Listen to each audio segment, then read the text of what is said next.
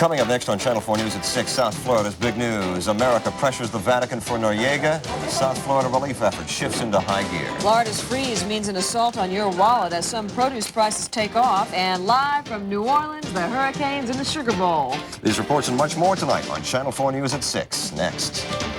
This is WTVJ, Miami, Fort Lauderdale.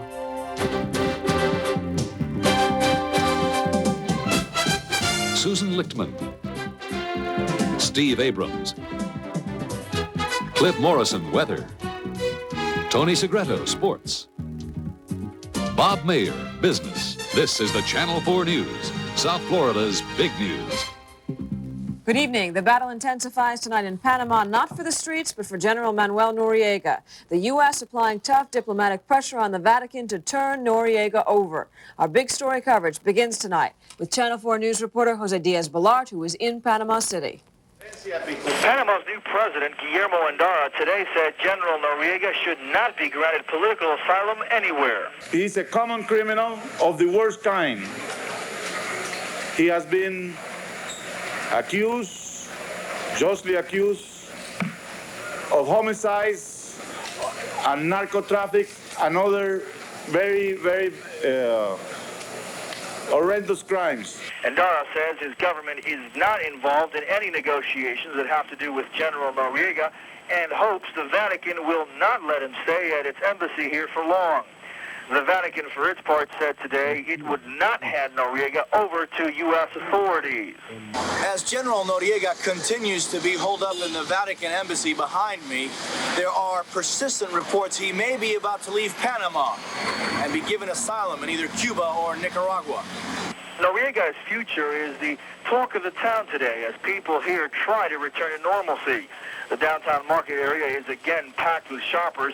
GIs also continue to man roadblocks, and they still find and arrest Noriega's men. Those lucky enough to get in these camps receive basic medical care, clothes, and food. Even so, for those who lost it all, life here is extremely difficult, and many say they are planning to leave Panama and go to the United States as soon as they can. Jose Diaz-Balart, Channel 4 News in Panama. Also today, the Army announced that Army Reserve volunteers from South Florida will leave for Panama this Friday. They will help the Army reestablish order and bolster the new civilian government. Steve? President Bush took time from his holiday break to comment on the Noriega stalemate. The president announced he's personally involved in negotiations to take Noriega from the Vatican embassy in Panama, but he would not make any predictions. Mr. Bush also praised the people involved in the invasion, calling it a textbook example of a military success. You ought to study it and learn from it because it was an amazingly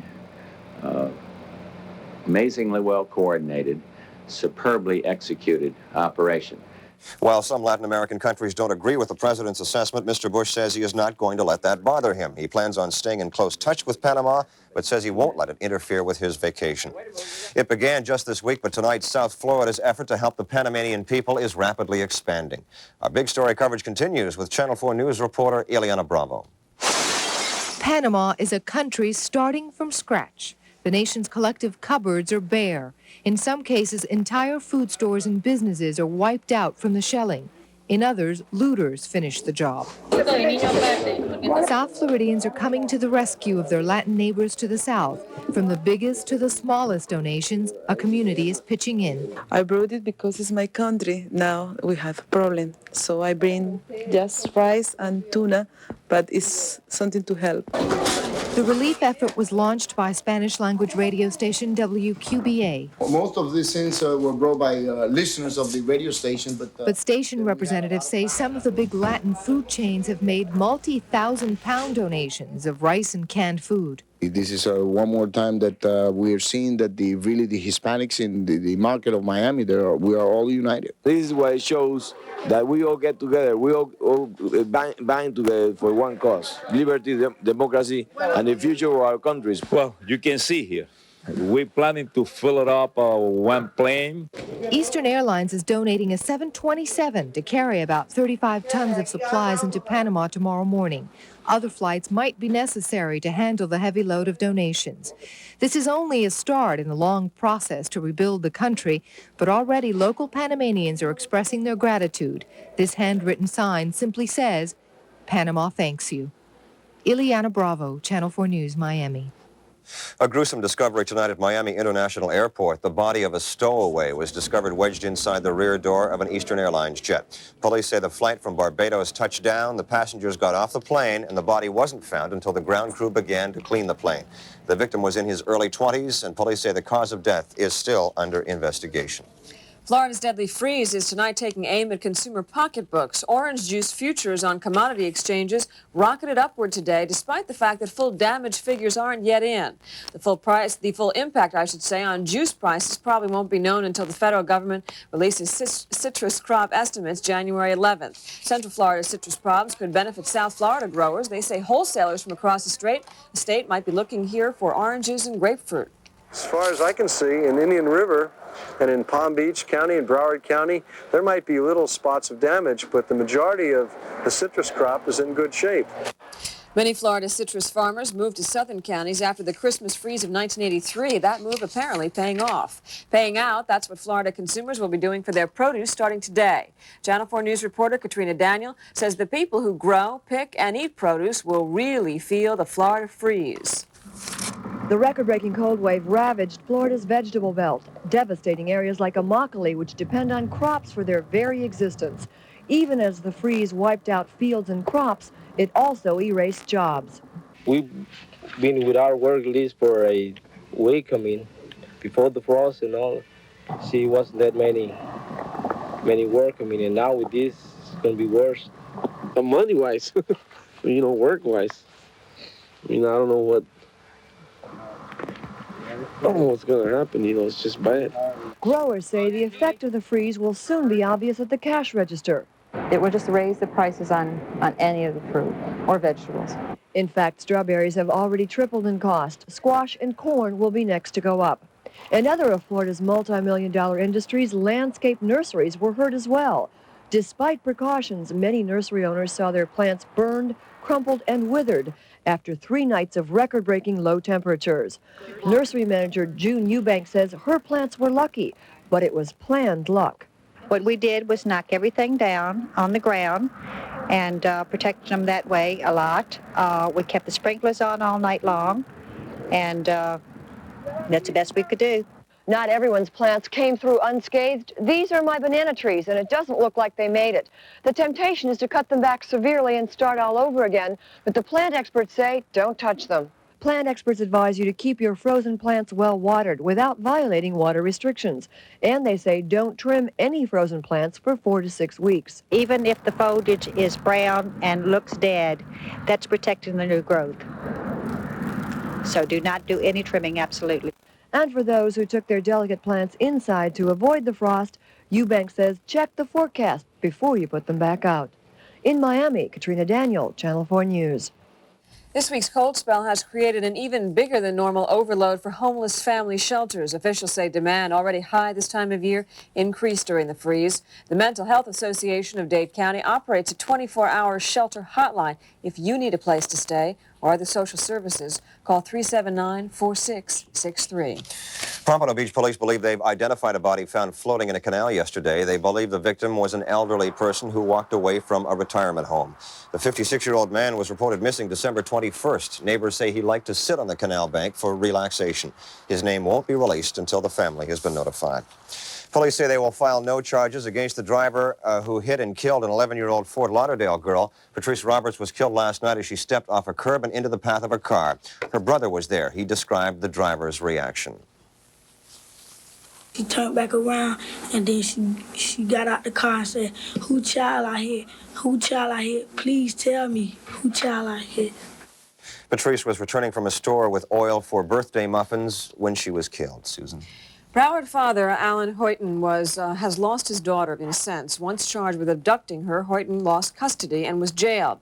From our Broward Bureau, Channel 4 News reporter Susan Wallace says Hoyton is freed, but his battle has just begun. I love my daughter from my heart, you know, and it's beautiful. Alan Houghton couldn't stop crying as he told his story, the first time he's been able to do so since the nightmare began. 7 months ago, Houghton was picked up on child abuse and kidnapping charges, accused of stealing his then-year-old daughter, Christine, from her mother in Fort Lauderdale. Christine was returned to her mom in early June. Houghton has been behind bars ever since. Yesterday, a Broward jury found him not guilty. I felt something was wrong with my daughter. Houghton admits he took his daughter to live in Texas and then in Kentucky, both of them under assumed names, because Houghton says he suspected the child's natural mother was neglecting her. There's a point to where you can only take so much as a parent, seeing a child hurt. And when you don't have anywhere to go, I did reach out for help. I did call. I went to HRS with my daughter, and they told me sorry. The abuse charges were later dropped against Houghton because he and his attorney say they found evidence that police in Kentucky dummied up evidence to implicate him. Now, Houghton's just concentrating on clearing his name and seeing his daughter once again. It's sad. It's just sad. But you're not sorry you did it. No, I'm not. No, I can't be sorry. Houghton will now go back to court and fight for visitation with his daughter. Today, calls to her mother went unreturned. In Fort Lauderdale, Susan Wallace, Channel 4 News. Charges of a possible grand theft cover-up scheme are being leveled against Southern Bell tonight by Attorney General Bob Butterworth. Butterworth claims the company knew for more than 2.5 years that it was undercutting the amount of money it pays to Florida in pay telephone commissions. Southern Bell, which is also accused of undercutting commissions in several other southeastern states, denies any wrongdoing. The company's president claims it's a computer problem. No one knows how much money Southern Bell may owe, but Butterworth believes it is in the millions. Much more ahead tonight on Channel 4 News at 6. A cold weather rescue for endangered sea turtles. We'll check up on more than 100 taken to SeaWorld from the frigid Atlantic. Also a special environmental report, algae farming in the Keys. Could this stuff be dinner? And live from New Orleans, the Hurricanes chase the championship. It's all ahead tonight on Channel 4 News. Great party. Yeah, but who's the guy with the funny ears? Oh, that's the Mercury Cat. Where do you want the cars, pal? Cars? He invited me to bring on the 90s, so I brought them all. Every 1990 model in stock. Cougars, Sables, Grand Marquis, even Lincoln Town cars. Hundreds of cars. Loads of cash back and great year-end deals. All over the lawn? Relax. With prices like these, they'll be gone in no time. See your Lincoln Mercury dealer this week for a great year-end deal. We're going somewhere for a change. It's about time they took me out. Woo, woo. Hey, these stuffed animals can do things. Oh, what's that? Whoa, what am I doing up here? Don't they know I'm afraid of heights? Yeah, lunch. Watch me get some. Wah, wah. Works every time. Here's to the sunrise. Here's to the evening when... A leak at a Coca-Cola bottling plant. It happened at Pembroke Road and Interstate 95. Police tell us there was apparently an explosion inside the plant, and now there's a cloud of ammonia inside. Here are some pictures now live from the scene. Workers at the plant have been evacuated. One person is reported injured. We don't know the extent of injuries. Officials tell us the ammonia is used in the bottling process. We will have further details when they become available. Steve? Are you getting hungry? How about an algae appetizer? Yesterday, we told you about researchers in the Keys using algae to clean polluted water. Channel 4 News environmental reporter Nick Bogert says it might make a tasty dish. Scientists at the Keys Land Trust say algae will grow here and will take harmful nutrients out of the water. You not only are treating your wastewater, but you have a viable new industry that has come into the Florida Keys. In the Caribbean and Orient, algae farming is a business. Algae extracts like carrageenan and agar are in lots of things we consume: ice cream, milkshakes, cosmetics as well. Seaweed sells real swell at the sushi bar. But will there ever be an American mass market? One Keys restaurant's trying it out. 3 kinds of seaweed are occasionally worked into the menu here, a menu that describes so-called sea vegetables as the bean sprouts of the 90s. Today's seaweed specials included stir-fry, soup with sea lettuce, even tempura. And watching the customers of the 80s eat the bean sprouts of the 90s, manager Carmen Rossetti. Well, their first reaction is, oh. My reaction was that sea vegetables are culinary chameleons, picking up the flavors around them. Susan Kwarberg agreed. It doesn't add a whole lot of flavor to the dish, but you can kind of get the texture from it. It's good. Ed Lemberg from Boynton had been served a surprise. Even if it's a seaweed, I love it. It's okay. You sound like you're describing spinach a little bit. Well, I like spinach. If sea vegetables are palatable, there are lots of nutritional reasons to like them. They're low calorie, they're relatively high protein. They have high vitamin content, vitamin C, vitamin D, a variety of different vitamins. If algae were to be the next food fad, it'd not only be good for you, but also perhaps for the Keys environment and economy. In Marathon, Nick Bogert, Channel 4 News. A handful of cold, stunned sea turtles were plucked from the chilly waters off Cape Canaveral and rushed to SeaWorld today. Wildlife officials say the tiny sea creatures were weakened by the cold, and at least 23 sea turtles have drowned. Folks at SeaWorld hope to bring them back to health in their warm water tanks and then release them back into the wild. Cliff is cooking up a warmer weekend for New Year's. He's next for the forecast. And some human polar bears out for a chilly dip. It's all ahead. Woo! On Channel 4 News.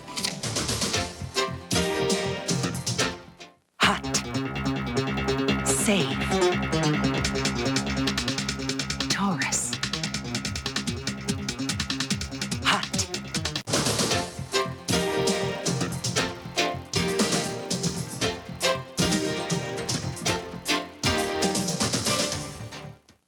Teamwork.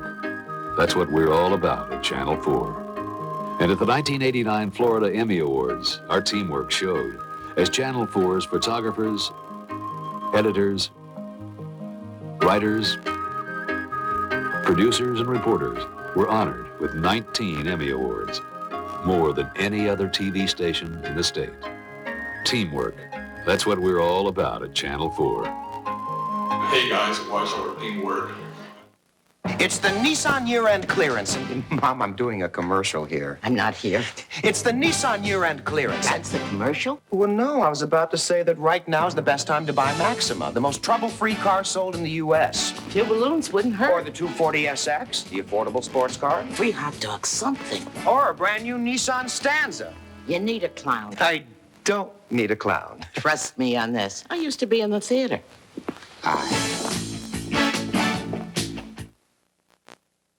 Getting warmer, you say? Getting warmer. Take a look. Take a look. Is that all you want to say? That's right. That's right. And that's the message we have for you this evening. Take a look. I have some temperatures, the magical thermometers there. High temperatures for the next couple of days, well, actually 3 days through Saturday, look like that. Up close to 73 perhaps for tomorrow, Friday in the mid-70s.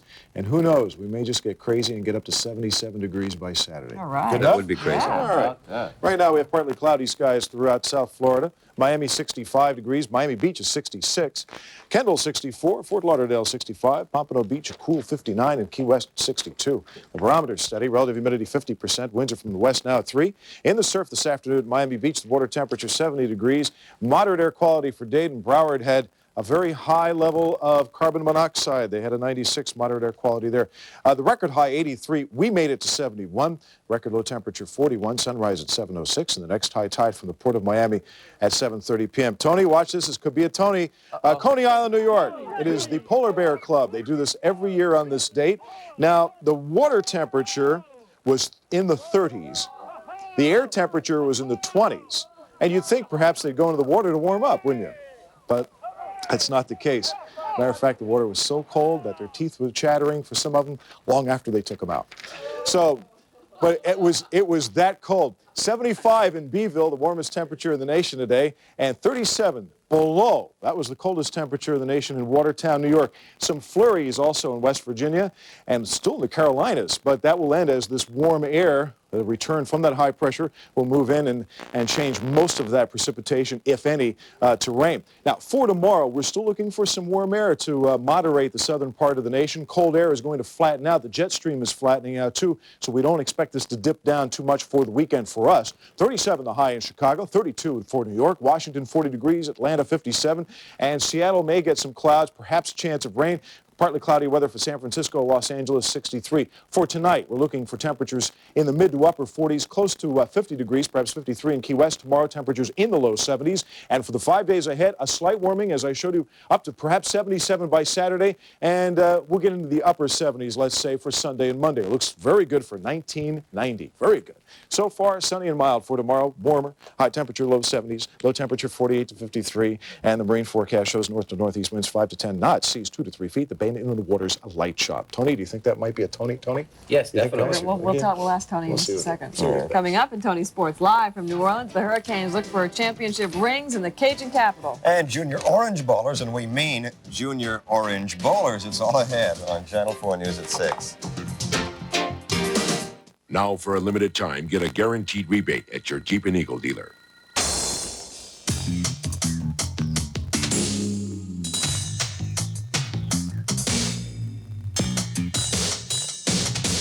If the rebate increases on your eligible vehicle. Till December 31st, visit your South Florida Volkswagen dealer for special year-end deals on select 89 models.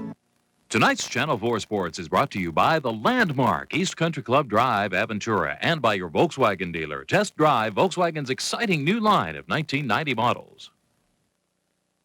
Going to learn to speak Cajun before this weekend's out? Well, I'll tell you what, I've been in New Orleans so many times I can speak it. I love to eat it. Yeah. The jazz, I can't wait. I'm going tomorrow. The Miami Hurricanes got a taste of New Orleans today after arriving last night for next Monday's Sugar Bowl with Alabama. The Canes got down to business, doing everything from practicing to meeting the media. Channel 4 sports reporter Ned Smith is in New Orleans with the team. And Ned, how is day one going so far?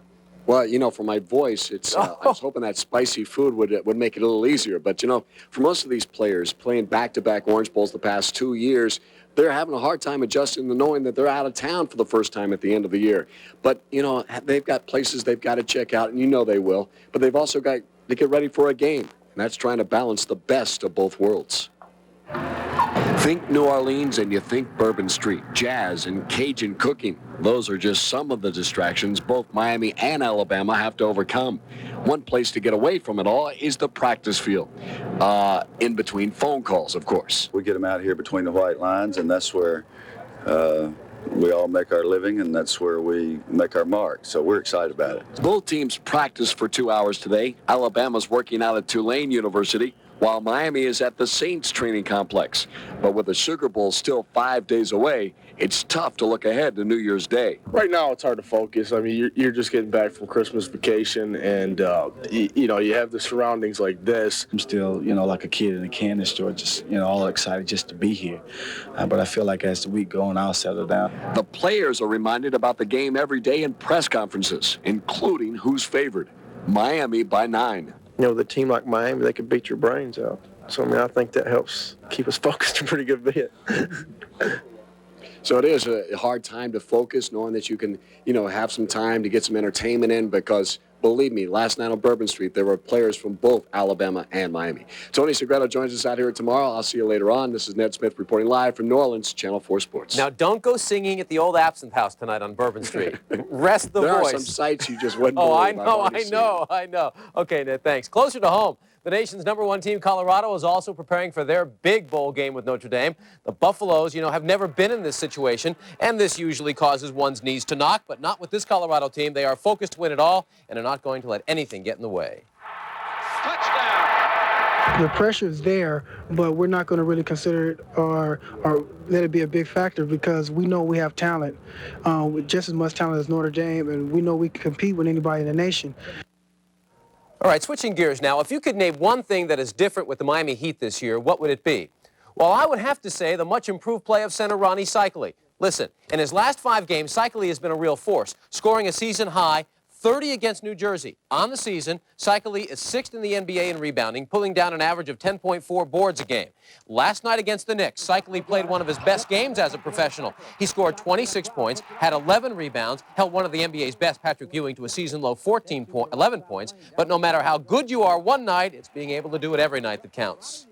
In the NBA especially, whenever you get satisfied, you're going to hit a brick wall. And that's basically what happened last year. Every time I played a good game, then I let up the next game, and it seemed like I just bounced, just like hit me in the face. I'm about 50 to 75% better than I was last year, and I know that I'm going to get better in the future. All right, finally, there's more to bowl games than you think this week. Today marked the beginning of the Junior Orange Bowl bowling tournament, the 21st annual at the Classic Lanes. It seems like the ball is sometimes bigger than the bowler. These juniors range in age from 1 to 11 years old. The tournament runs through Friday. And that'll do it for sports. You know, you have an interest in this Colorado game, don't you? Yes, I do. Having attended the University of Colorado. Well, I majored in skiing. Thanks, Tony. Okay. Thanks, Tony. We told you earlier about an ammonia leak at a Broward bottling plant. Well, Beverly White is now on the scene of that Coca-Cola plant with an update. Beverly? Yes, Susan, Steve, we are at the Coke plant on Pembroke Road in the city of Pembroke Park, where BSO and the sheriff's officials, the police departments have all come out. Apparently, all of the employees inside have been safely evacuated. Everyone has been accounted for, including the one gentleman who was burned. We don't have an identification on him, but he suffered burns on his right arm and has been transported to Hollywood Memorial Hospital. But his injuries are not too severe. It certainly could have been worse. The smell of ammonia is still very heavy in the air right now. We'll have more on this developing story tonight at 11. Right now, though, all is apparently safe and sound. All right, we'll look for you at 11. Beverly, thanks for bringing us up to date tonight. And that's going to do it for us. The NBC Nightly News with Tom Brokaw is next. We'll be back at 11. See you then.